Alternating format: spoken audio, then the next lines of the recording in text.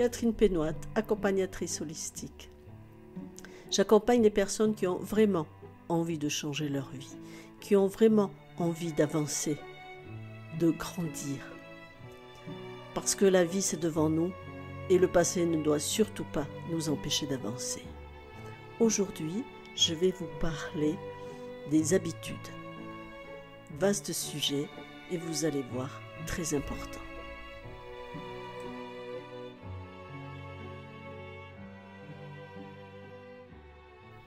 Alors, voilà un sujet intéressant. Les habitudes. Pourquoi certaines habitudes sont bonnes et faciles et d'autres sont vraiment des défis? Pourquoi on a envie de rompre certaines habitudes et que là, ça devient impossible? Et là, j'ai découvert une étude qui a été menée à l'université de Duke aux États-Unis. Et ils ont découvert que c'est l'interneurone à pic rapide, ce qu'on appelle le FSI, qui contrôle les habitudes. C'est un interneurone qui est rare, mais qui se connecte à de nombreux neurones. C'est un petit peu comme le rond-point, je dirais, des neurones. Il est connecté, cet interneurone, à beaucoup de neurones, c'est-à-dire beaucoup d'informations au niveau de notre cerveau. C'est-à-dire que quand on a une habitude, il y a beaucoup d'associations. Par exemple, j'ai l'habitude de boire le café tous les jours après mon petit déjeuner. Eh bien, ça va être connecté à l'heure, à l'odeur du café, au goût du café, à peut-être une tasse, à ce qu'on ressent en ce moment-là. Enfin, vous voyez, une habitude, c'est vraiment beaucoup de neurones, beaucoup d'informations qui sont reliées. Alors, bien sûr, on peut apprendre, on peut changer une habitude. Et là, le cerveau se modifie. Il va modifier le câblage. C'est-à-dire que, par exemple, si je ne veux plus boire de café, et que je me dis, tiens, je vais boire un jus d'orange à la place, il va changer son câblage. C'est-à-dire qu'il va falloir qu'il n'y ait plus cette odeur du café, ni le goût du café dans la bouche, mais on va penser à une orange, on va penser peut-être à quelque chose de frais, quelque chose qui est bon pour notre santé. Et tout ça, c'est de nouvelles informations. On va dire un nouveau rond-point, on a changé certaines routes qui arrivent là, c'est un autre passage, c'est un autre circuit qu'on met en place. C'est ce qu'on appelle la neuroplasticité, c'est-à-dire que le cerveau est capable de modifier tous ces enregistrements. Alors il faut savoir que ces interneurones sont situés au niveau du striatum. C'est une partie du cerveau, une petite partie qui s'occupe aussi du stop et go, agir ou arrêter. Et c'est aussi ce striatum qui contrôle la notion de la récompense ou l'aversion. C'est-à-dire quand on fait quelque chose de positif, le cerveau nous récompense avec de la dopamine. Sinon, on est contrarié. Ça, je pense que tout le monde connaît ce sentiment. Quand on a fait quelque chose qui n'est pas bien, qui ne va pas bien, on est très vite contrarié. Quand on regarde les enfants, c'est immédiat. On leur dit quelque chose de pas bien et ils sont contrariés. Voilà. Et mais par contre, quand on a des comportements négatifs, le cerveau, lui, il va l'accepter au bout d'un moment. C'est-à-dire que si je bois un café, 2 cafés, 10 cafés dans la journée, c'est une habitude que j'ai mise en place. Même si ce n'est pas bon pour moi, le cerveau va accepter cela comme une norme. C'est-à-dire qu'il met un comportement en place, quelque chose qui devient important pour lui. Le cerveau est vraiment le centre d'activité où tous ces enregistrements-là sont pris. Alors, pour changer, vous allez me dire, qu'est-ce qu'on peut faire pour changer ça? Pour changer ça, il faut commencer par recadrer nos pensées. Transformer une idée négative en une idée positive.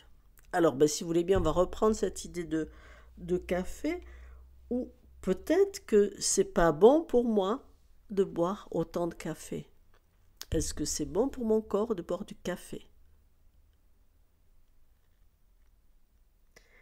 Et là, il va falloir changer aussi ses croyances. Par exemple, je crois que si je suis fatiguée, le fait de boire un café, ça va vraiment me rebooster, ça va me redonner de l'énergie. C'est une croyance. Et pour vous en convaincre, je vous propose, au moment où vous êtes fatigué un peu dans la journée, on n'a pas toujours les idées très claires, ou on voudrait parler mais c'est pas clair, prenez un grand verre d'eau.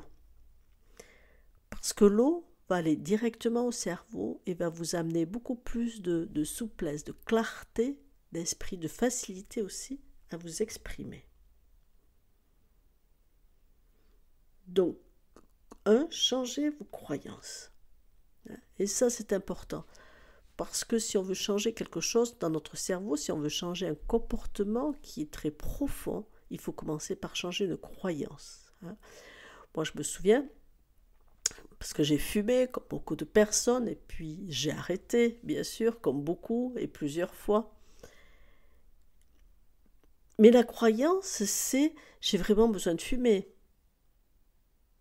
C'est une drogue, là, le tabac, on est bien d'accord. Mais pour moi, ça ne pouvait pas être autrement.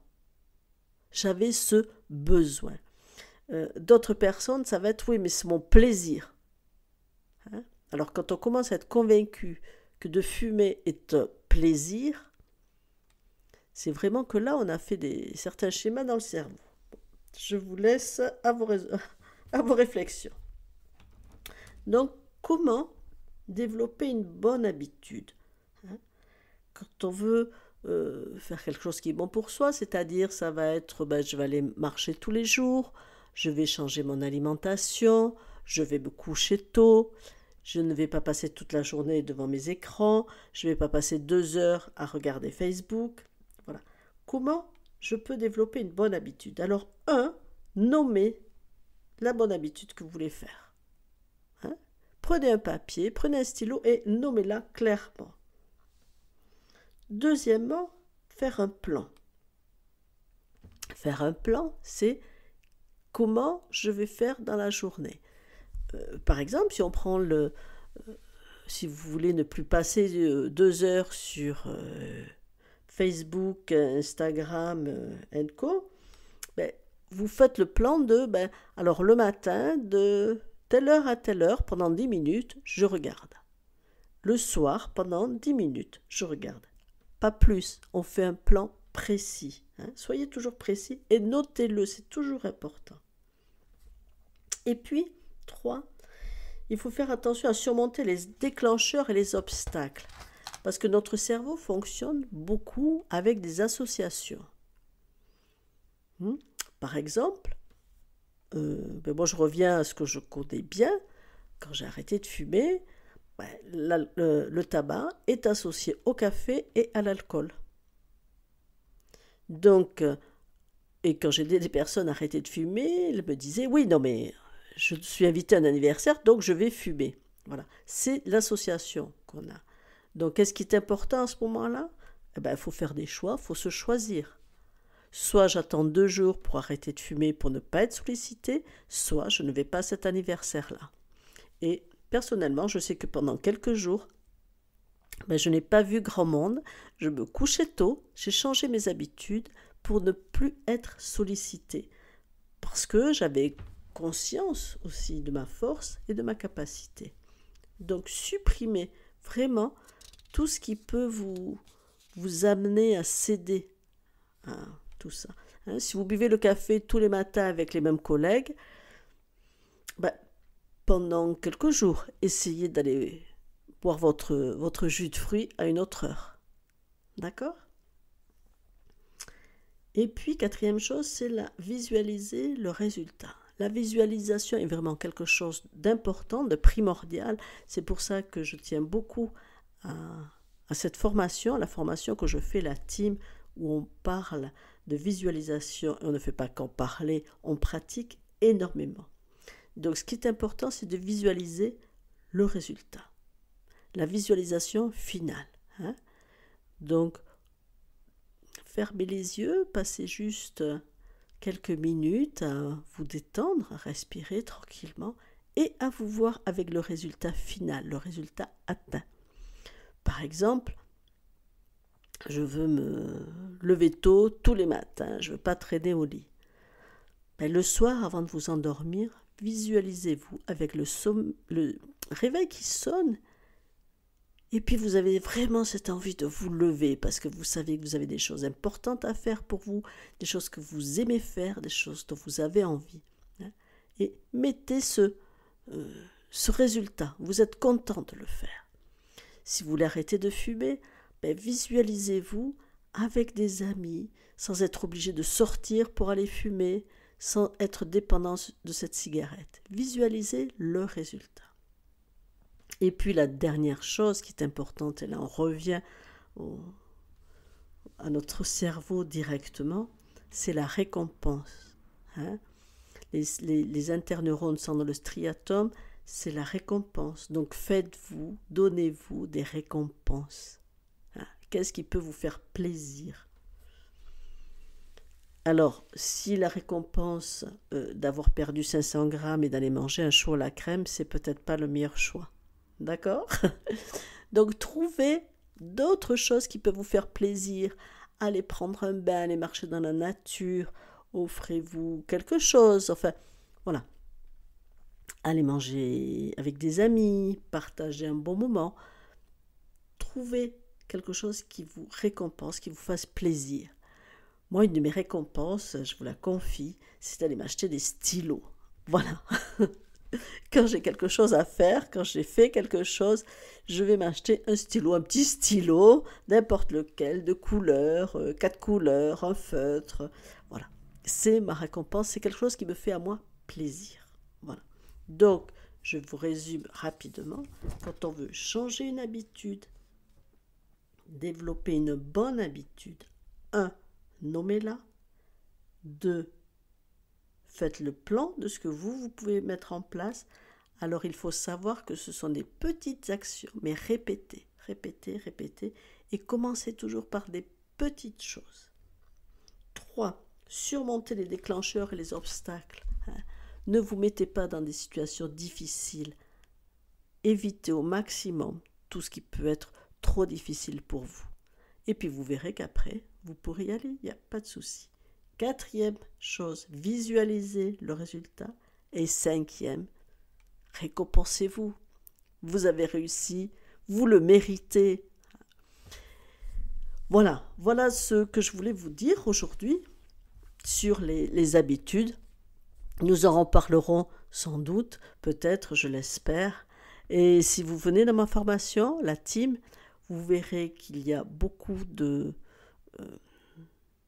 contenu pour vous aider à aller plus loin, et un soutien quotidien aussi pour avancer là-dedans.